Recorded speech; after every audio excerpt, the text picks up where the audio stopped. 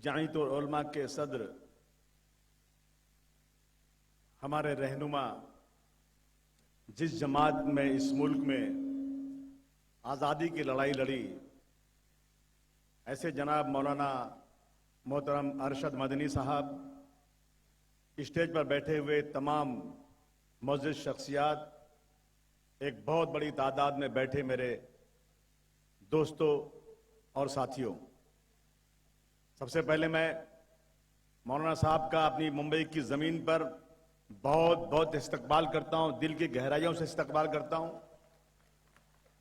और मैं कुछ तकरीर नहीं करना चाहता, हम तो मुंबई में रोज तकरीर करते हैं, लेकिन आज हम मौलाना की तरफ से कोई एक ऐसी रहनुमाई चाहते हैं कि आज जो कौम इंतजार कर रही है कि अब एनपीआर शुरू होने जा रहा है, हम लोग क्या करें।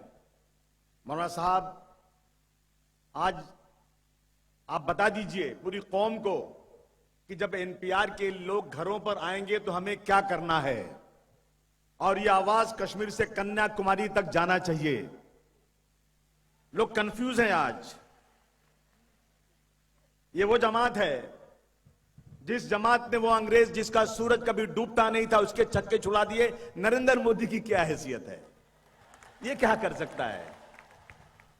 ये वो लोग हैं जो अंग्रेजों के तलवे चाटने वाले थे, आज हमसे हमारे मुल्क में हमारा आशियाना छीनना चाहते हैं।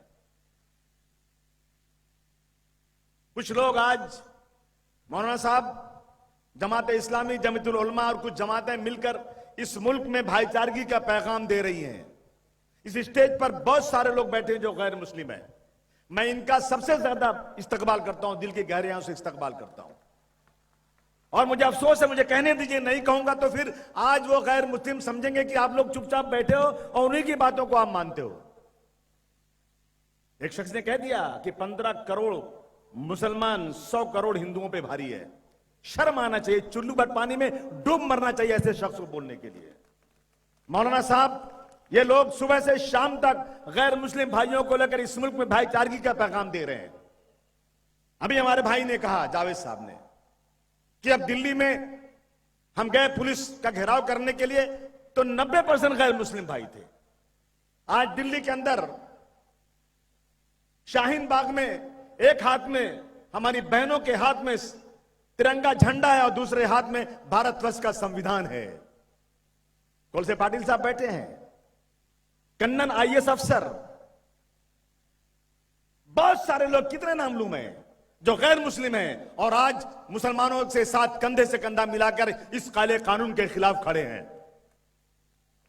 मैं ऐसे लोगों का जो आज बीजेपी को कहीं न कहीं से पेट्रोल देकर के उसकी फिरका परस्ती को हवा दे रहे हैं, ऐसे लोगों को मैं इस मिल्क में, इस मीटिंग में मैं उनकी जो है उनकी मजम्मत करता हूं, उनको कंडेम करता हूं। और मैं कंडेम उनको भी करता हूं, तोगड़िया जैसे लोग, गिरिराज जैसे लोग, साध्वी प्रज्ञा जैसे लोग जो आज कहते हैं मुसलमानों को इस मुल्क से पाकिस्तान भेज दो।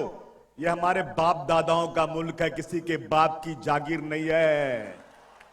कोई माई का लाल पैदा नहीं हुआ जो हमें यहां से भेज सके। ये तलवे चाटने वाले सरकार में बैठ गए। आज हमारी लीडरशिप बैठी है आज यहां पर, और मैं दिल से कह रहा हूं, इंतजार कर रहा हूं कि एक बयान ऐसा आना चाहिए मौलाना अरशद मदनी साहब का, बैठ करके गौर करने के बाद हमें क्या करना है। आज जो कह देंगे ना, मर जाएंगे मगर उस रास्ते से हटेंगे नहीं। हम लीडरशिप का इंतजार कर रहे हैं।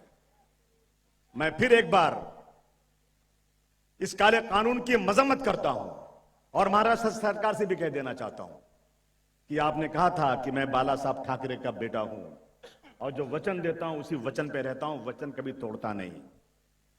आपने कहा था कि सीएए, एनसीआर और एनपीआर से किसी को कोई तकलीफ नहीं होने दूंगा।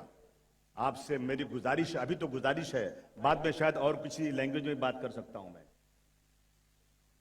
अभी तो मेरी गुजारिश है कि महाराष्ट्र में उसी तरह से, जिस तरह से बंगाल में रेजोल्यूशन पास हुआ, जिस तरह केरल में पास हुआ है, अभी जो असेंबली शुरू होने जा रही है उस असेंबली में आप एक जो है प्रस्ताव पास कर दीजिए। ये मेरी गुजारिश है आपसे। आप सबका बहुत बहुत शुक्रिया।